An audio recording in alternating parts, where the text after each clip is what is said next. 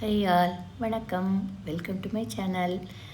போன வாரம் தான் யுகாதி பண்டிகை, அதாவது ஆந்திராக்காரர்களுக்கு, கர்நாடகாக்காரர்களுக்கு, மகாராஷ்டிரியனுக்கு இப்போ அதை எல்லாருக்கும் புது வருஷத்தை கொண்டாடி அவள் வரவேற்று நல்லபடியாக வரவேற்று இப்போ அவள் பண்டிகையெல்லாம் முடிஞ்சிடுது.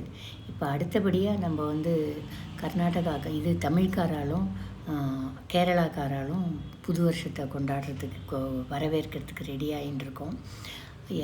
அதில் கேரளாக்காரை விஷுகனி காண்றதுன்னு ஒன்று சொல்லுவாள். விஷுகனி காண்றது என்னென்னா, முக்கியமான விஷயம் என்னென்னா, அதில் எல்லா வித மங்கள பொருள்கள், அதாவது ஃப்ரெஷ்ஷாக விளைஞ்ச கரிகாய், ஃப்ரெஷ்ஷாக விளைஞ்ச பூக்கள், ஃப்ளவர்ஸ், ஃப்ரெஷ்ஷாக விளைஞ்ச பழங்கள், இது எல்லாத்தையும் பரப்பி வச்சுருப்பா. அப்புறம் எல்லா வித தானியங்கள், அப்புறம் நகை நட்டு, கோல்டு, சில்வர், அப்புறம் நம்ம பணம், நம்ம எல்லாம் கேஷ், அதை மாதிரி எல்லாத்தையும் சாமி ரூமில் வச்சுட்டு அதுக்கு முன்னால் கண்ணாடியும் வச்சு அதை ரெடியாக வச்சுருப்பா. மறுநாள் கார்த்தால் அந்த பண்டிகை அன்றைக்கி கார்த்தால் எழுந்துட்டு எல்லோரும் நேராக போய் அது முகத்தில் முழிக்கணும். அதாவது புது வருஷத்தன்னைக்கு மங்கள பொருள்கள் முன்னால் கண் முழிக்கணும் அப்படிங்கிற தத்துவம் தான் இது. அது அந்த வருஷம் பூரா நன்னா இருக்கும், மங்களகரமாக இருக்கும் அப்படிங்கிற ஒரு நம்பிக்கை எல்லாருக்கும். அதை கேரளாக்காரா மாத்திரம் இல்லை, நம்மளாமோ இப்போல்லாம் அதெல்லாம் எல்லோரும் தமிழ்காராலும் நிறையா கொண்டாடின்னு இருக்கோம். இது நல்ல விஷயந்தானே, யார் பண்ணால் என்ன, எல்லோரும் நல்ல விஷயங்கள் நல்லது பண்ணுவாள். அதே மாதிரி இதுதான் முக்கியமான விஷயம் வருஷப்பிறப்பில். அடுத்த முக்கியமான விஷயம் என்னென்னா சமையல் அறுசுவையோடு இருக்கிற அந்த சமையலில் இடம்பெறும். அறுசுவையோடு இருக்கிற பச்சடியும் அறுசுவையோடு இருக்கிற ஒரு சாதமும் அதில் இடம்பெறும். அறுசுவை என்னத்துக்குன்னா, வாழ்க்கை அறுசுவையோடு நிறைந்தது தான். எப்பேற்பட்டவாளுக்கும் ஒரே சுவையோட வாழ்க்கை இருக்காது.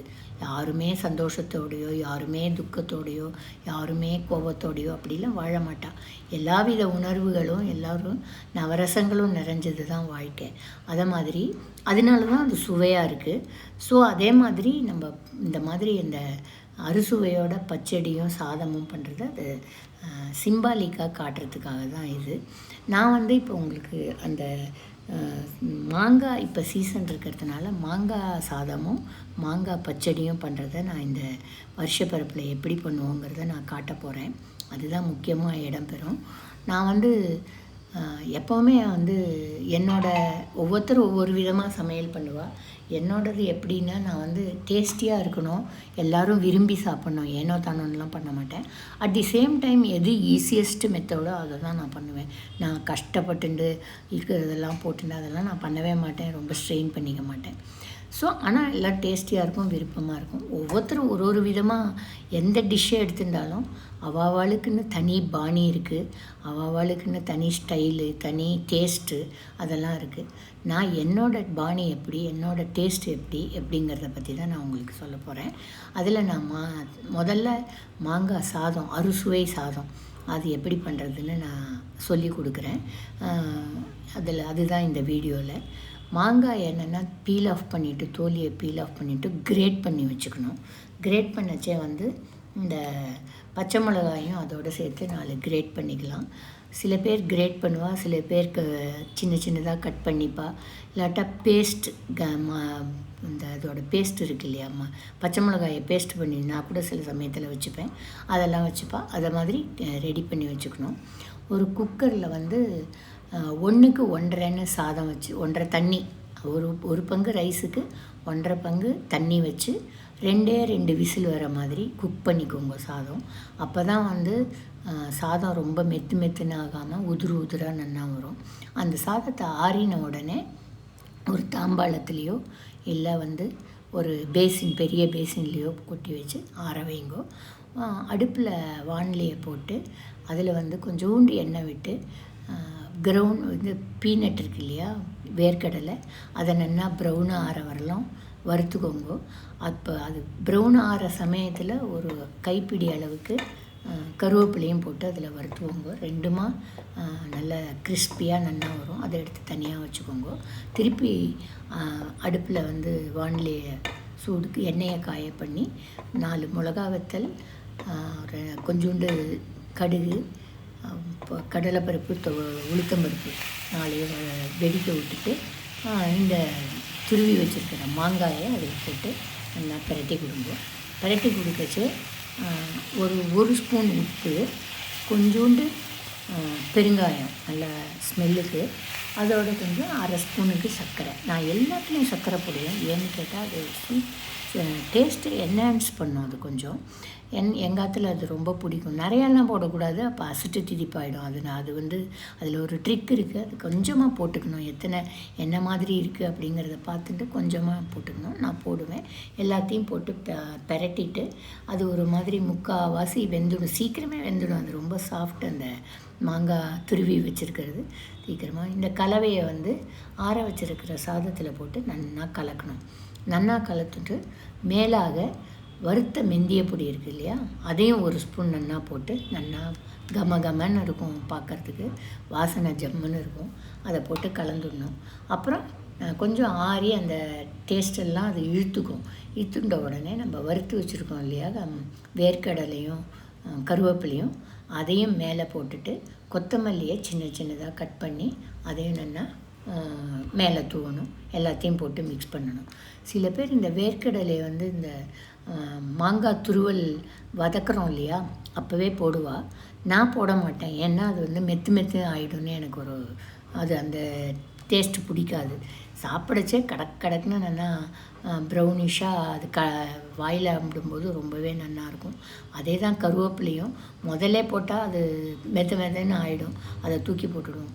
இதுன்னா அப்படியே பொலன்னு சாதத்தோடு சேர்த்து சாப்பிடச்சே அதுவே உதிர்ந்துடும். உள்ளே வேஸ்ட் ஆகாமல் உள்ளே போகும். அதுவும் மட்டும் இல்லை, நல்ல டேஸ்ட்டு கொடுக்கும், கம்மாக கொடுக்கும். அதனால இந்த மெத்தடில் நான் பண்ணுவேன். எல்லாத்தையும் கலந்து பார்த்தாங்கன்னா கண்ணுக்கு விருந்தாக இருக்கும். சாப்பிட்றதுக்கும் டேஸ்டியாக இருக்கும். ரொம்ப ஜம்முன்னு இருக்கும். இதை செஞ்சு பாருங்க. அடுத்தது மாங்காய் பச்சடி. மாங்காய் பச்சடிக்கு இதை மாதிரி தோலி சீவ வேண்டாம். நான் கட் பண்ணி வச்சுருக்கிற மாதிரி இதே மாதிரியே கட் பண்ணிக்கோங்க. மிளகாவையும் இதை மாதிரி கட் பண்ணிக்கோங்க. நீட்டை வாக்கில் 2ஆக பொளந்து 4ஆக பொளந்து வச்சுக்கோங்க. அடுப்பில் எண்ணெய் வச்சு கடுகு 2 வத்த மிளகா இதை வறுக்க விடுங்க. நான் ஏன் எல்லாத்துலேயும் வத்த மிளகா போடுறேன்னா, வத்த மிளகாய்க்கு வறுக்கச்சு அது ஒரு தனி டேஸ்ட்டு, தனி ஸ்மெல்லு, தனி டேஸ்ட்டு. எனக்கு அது ரொம்ப எல்லாத்துலேயும் ஆட் பண்ணால் எனக்கு அது சாப்பாடு கொஞ்சம் எக்ஸ்ட்ரா ஆரோமா இருக்கும்னு ஒரு ஃபீலிங்கு. நான் அது கண்டிப்பாக அப்படி தான் போடுவேன். ஸோ இது வறுப்பட்டோடனே நம்ம வெட்டி வச்சுருக்கிற மாங்காவை கட் பண்ணி வச்சுருக்கிற மாங்காயையும் போட்டு ஒரு பெரட்டிட்டு ஒரு 1/4 டம்ளர் அளவு தண்ணி அதில் கொத்தி நல்லா பெரட்டி கொடுங்க. அப்போ ஈஸியாக அது வேகும். அந்த மாங்காய் வேகும். அந்த ரொம்ப வேகணும்னு அவசியம் கிடையாது. அது அந்த ஒயிட் பாகம் இருக்கே அது சீக்கிரமாக வெந்துடும். அந்த க்ரீன் பாகம் கொஞ்சம் கெட்டியாக இருக்கும். அது மாதிரி இருந்தால் தான் நம்ம சாப்பிடச்சே டேஸ்ட் வரும், இன்ட்ரெஸ்டிங்காக இருக்கும். ஸோ 1 கப்பு மாங்காய் துண்டத்துக்கு 1/2 கப் வெல்லம் அதை எடுத்து ரெடியாக பண்ணிட்டு அந்த அடுப்பில் கலந்துன்னு இருக்கோம் இல்லையா, வதக்கின்னு இருக்கோம் இல்லையா, அதோட இதை சேர்த்துடணும். வெல்லத்தை சேர்த்துடணும். சேர்த்துட்டு கொஞ்சோண்டு உப்பையும் போட்டுக்கணும். போட்டு எல்லாமா சேர்ந்து நல்லா கொதிச்சுட்டு வரைச்சி அது நிறைய தண்ணி விடக்கூடாது. எப்போவுமே கொஞ்சமாக தண்ணி விடுறோம் இல்லையா முதலே. ஆனால் வெல்லத்துலேருந்து சேர்ந்து எல்லாமா தண்ணி நிறையா வர மாதிரி தோணும். நல்லா சேர்ந்து கொதிக்கட்டும். எல்லாமா சேர்ந்து அப்படியே ஒரு மாதிரி சேர் மாதிரி, ரொம்ப சேருன்னு சொல்ல முடியாது, ரொம்ப ஒரு மாதிரி நன்னா வரும். அது பச்சடி மாதிரி வரும். அது கொஜ்ஜுன்னு சொல்லுவாள், அது மாதிரி வரும். அதில் ரொம்ப தண்ணியாக இருந்ததுன்னா கொஞ்சோண்டு கார்ன்ஃப்ளோர் ஒரு 1/2 ஸ்பூன் தண்ணியில் குழச்சி அதில் விட்டெல்லாம் நல்லா கிளாஸ் மாதிரி இருக்கும். அது மாங்காய் பச்சடி என்னென்னா அது கிளாஸ் மாதிரி இருக்கும். உள்ளே பார்த்தோன்னா நல்லா ஜெல்லி மாதிரி நல்லா வரும். அதுக்கு கொஞ்சோண்டு ஃப்ரெஷ் வேப்பம்பூ இருக்குது இல்லையா, அந்த வேப்பம்பூவை அது கொஞ்சோண்டு நெய்யில் வதக்கிட்டு அது மேலே ட்ரெஸ்ஸிங் பண்ணணும். இப்போ மாங்காய் பச்சடி ரெடி ஆகிடுது. இதுவும் அறுசுவை. மாங்காவோட புளிப்பு, அந்த தோலியோட துவர்ப்பு, வேப்பம்பூவோட கசப்பு, அப்புறம் உப்பு போடுறோம், காரம் போடுறோம், ஸ்வீட்டு போடுறோம். ஸோ அறுசுவை எல்லாம் போட்டு இந்த மாங்காய் பச்சடி ரெடி ஆகிருக்கு. மாங்காய் சாதமும் மாங்காய் பச்சடியும் போட்டு வழக்கமான பண்டிகை சமையல், அதாவது மோர் குழம்பு, வடை, போல் போளி, அப்புறம் வந்து இந்த பாயசம், 2 வித காய் கூட்டு எல்லாம் பண்ணி ஜமாயிச்சுடலாம். இந்த 2 ஐட்டமையும் போட்டு நைவேத்தியம் பண்ணி பகவானுக்கு படைச்சிட்டு நம்ம சாப்பிட்டோம்னா ரொம்ப சந்தோஷமாக இருக்கும், வாழ்க்கை நல்லபடியாக இருக்கும் அப்படின்னு ஒரு பெரியவா அந்த காலத்துலேருந்து நம்மளுக்கு நம்பிக்கை வச்சுருக்கா. நம்ம இதை ஃபாலோ பண்ணிகிட்டு இருக்கோம். என்ன இந்த வீடியோ உங்களுக்கெல்லாம் பிடிச்சிதா? இந்த தடவை உங்காத்துலேயும் இந்த மாங்காய் பச்சடி அண்ட் மாங்காய் சாதம், அறுசுவை பச்சடி, அறுசுவை சாதம்னு அழகாக சொல்லுங்க. எங்காத்து பசங்கள்லாம் அப்படி தான் சொல்லும். அது எல்லாம் உங்களுக்கு சேர போகிறதா ரொம்ப ஜாலியாக இருக்கும். எல்லாருக்கும் வாழ்த்துக்கள். விஷு, ஹாப்பி விஷு அண்டு தமிழ் புத்தாண்டு வாழ்த்துக்கள். இந்த வீடியோ உங்களுக்கு உபயோகமாக இருந்ததான்னு சொல்லுங்க. பிடிச்சிருந்தால் லைக் பண்ணுங்க, காமெண்ட் பண்ணுங்க, ஷேர் பண்ணுங்க. அப்புறம் என்னோடய சேனலை சப்ஸ்கிரைப் பண்ணுங்க. நன்றி, வணக்கம், வாழ்த்துக்கள்.